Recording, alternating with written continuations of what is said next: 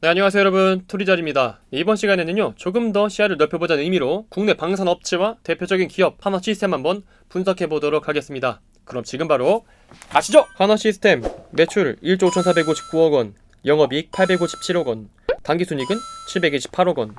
레이더, 전자공학장비, 전술통신 시스템, 전투 지휘체계, 사격통제장비 등을 공급하고 있는 대한민국의 방위산업 기업입니다. 우선 오늘 이야기 쉽게 이해하실 수 있도록 국내 방위산업 시장에 대해 간단하게만 말씀을 드릴게요. 방위산업이 정확히 무엇인가를 말씀드리자면은 국가 안보를 위해서 고도의 첨단 기술을 집약시켜 적과 싸워 이길 수 있는 첨단 무기 체계를 개발, 생산하는 국가 기관 산업입니다.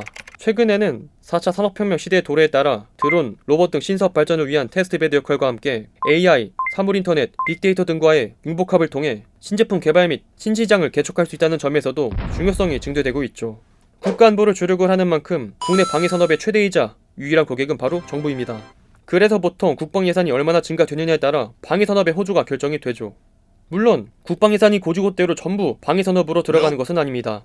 이것을 잠깐 설명드리면 국방비는 큰 갈래로 방위력 개선비와 전력 운영비로 구분이 됩니다.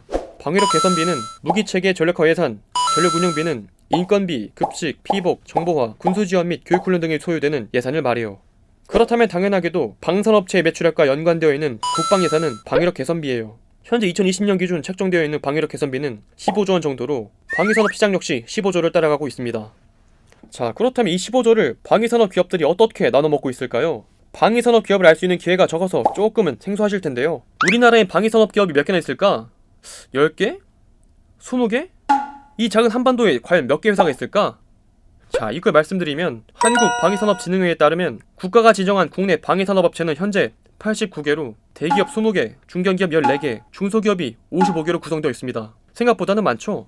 2008년 정부는 기회균 등을 위해서 방위산업의 전문화, 개별화 정책을 폐지하게 됩니다. 하지만 이 과정에서 국방 예산에 따른 시장 파이를 탐내던 무자격 업체들의 난립, 중복 투자와 저가 입찰이 유발되고 결국 기술과 품질 경쟁력이 저하되는 악순환을 맞이하고 있습니다. 세계 주요 선진국들의 방위기업들이 지속적인 M&A, 통합을 통해 이론화를 이뤄낸 것과는 상당히 대조적이죠. 참고로 말씀을 드리면 세계 1위 방위산업기업 로키드 마틴의 매출이 60조 수준을 감안한다면 현재 국내 방위산업 시장은 규모에 비해 너무 많은 기업들이 난리 피는 상황인 것이죠. 다소 건강하지 못한 산업구조를 가지고 있다는 것입니다. 자, 그럼 이렇게 어느 정도 국내 방위산업이란 숲을 간단하게 이해하시고 그 속에서 어떤 기업들이 활약을 하고 있는지 볼게요. 방위산업의 각 부문별 대표 기업들로 살펴보면 항공기는 한국항공우주, 함정, 잠수함은 현대중공업, 대우조선, 유도무기, 전자는 LIG 넥스원, 한화, 화약방산과 한화시스템, 탄약은 풍산과 한화, 지상장비는 한화 디펜스와 현대 로템으로 각 부문마다 주력 기업들이 다른데 이 이유는 정부의 방산물자 국산화 의지, 방산의 자본 및 기술 집약적 성격, 방산기업 간의 중복 투자 방지를 위한 사업 조정제도, 방산물자 및 방산업체 지정제도 유지 등으로 방산업체들의 각 분야에 대한 공고한 시장 주의 및 높은 진입장벽을 유지하기 위함입니다. 자, 그렇다면 저 중에서 유도무기, 전자, 화약, 방산을 영위하고 있는 한화시스템의 매출 및 영업이익을 한번 살펴보도록 하겠습니다. 2017년 매출 8,586억원, 영업이익 309억원, 당기순이익을 140억원으로 시작해서 2018년 연매출 1조 돌파 후 2018년, 2019년 2개년 연속 매출 신장률 30%를 보여주며 그래도 생각보다는 괜찮은 매출을 보여주고 있어요.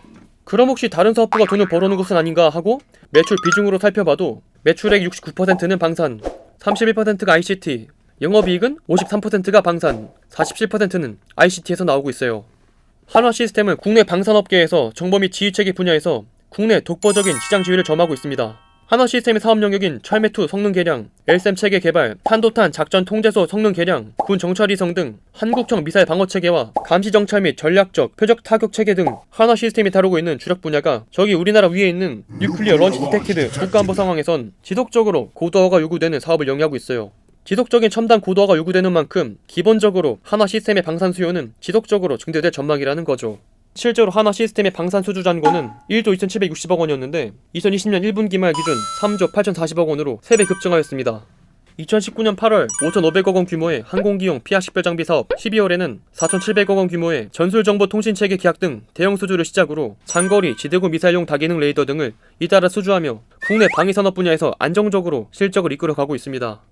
2020년 올해에는 6,700억원 규모의 한국형 차기 구축함의 전투체계 개발 사업 수주가 기대가 되고 있죠. 그리고 한화시스템이 이렇다 할 풍파 없이 순항할 수 있는 이유는 바로 정부의 국방 예산 추세인데요. 정부가 향후 5년간 국방비 연평균 증가율은 최근 10년간 국방 예산 연평균 증가율인 4.9%를 상회하는 7.1%로 예상이 됐는데, 방산업체의 시장 파이를 좌우하는 방위력 개선비는 연평균 10.3% 증가시킬 것으로 전망되며, 방산업체들은 정부의 수요 파이 증가에 따라 당연히 그 시장 속에서 성장할 것으로 점쳐지고 있습니다. 그리고 하나시스템은 미래의 새로운 교통수단으로 주목받는 에어택시 시장 진출을 위해서 오버에어와 지분 투자를 통한 협력을 진행했다고 밝혔습니다. 오버에어는 에어택시 사업을 위해 수직 이착륙기 전문업체 카렘 에어크래프트에서 분사한 기업으로 세계적 승차 공유 서비스 기업인 우버가 추진 중인 우버 엘리베이트 핵심 파트너사 중 하나예요. 하나시스템은 오버에어에 약 300억 원을 투자하면서 미국 산업보안국의 특수유치 허가 승인을 받았죠. 하나시스템은 방산기업인 만큼 신사업 발전을 위한 테스트베드 역할을 하고 있는 만큼 이렇게 신시장 개척을 공격적으로 할 수 있다는 강점이 발휘가 되고 있죠.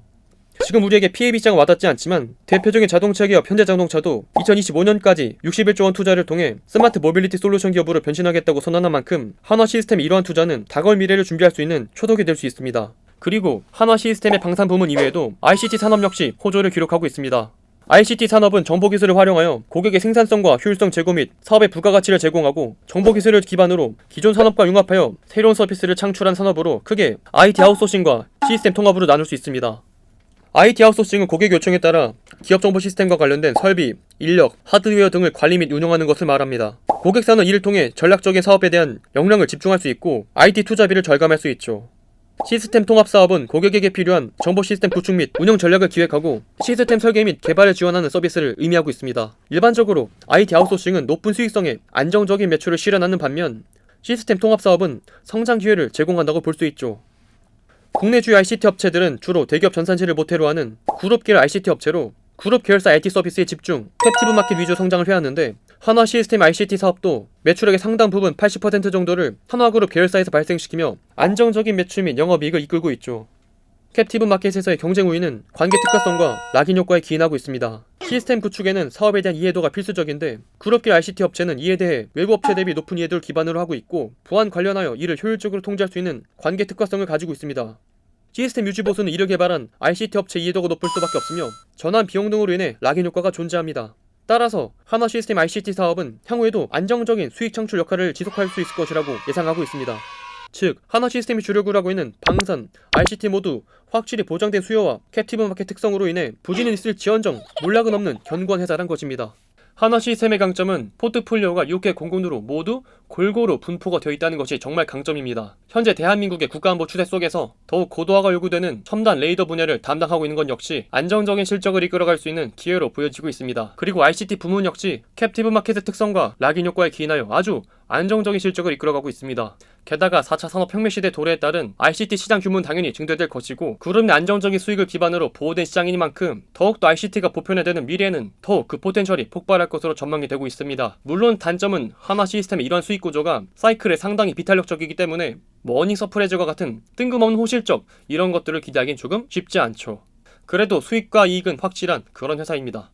한화시스템, 오늘 밤도 우리가 편안한 잠을 이룰 수 있는 것은 어쩌면은 한화시스템을 비롯한 수많은 방산 기업들 덕분일지도 모릅니다. 앞으로도 더욱더 기술 고도화를 통해서 첨단 무기 체계를 갖추어서 대한민국 국민들이 편히 잘 수 있는 환경을 만들어 주시고, 그리고 ICT를 통해서 앞으로도 꾸준히 다가오는 미래를 이끌어가 주시길 바라겠습니다. 오늘의 영상은 여기까지입니다. 영상의 내용이 좋았다면 구독과 좋아요 한 번씩 부탁드리도록 하겠습니다. 그리고 전 여러분들의 모든 댓글을 달고 있습니다. 원하시는 기업과 산업 말씀해 주시면요, 매주 2편씩 분석해서 올려드리고 있습니다. 그리고 오늘 말 못한 기업과 산업에 대한 정보는 www.catch.co.kr에 다 들어있으니까요, 꼭 한 번씩 방문 부탁드리도록 하겠습니다. 그럼 저는 또 다음에 좋은 영상으로 찾아뵙도록 하겠습니다. 그럼 다음에 또 만나요.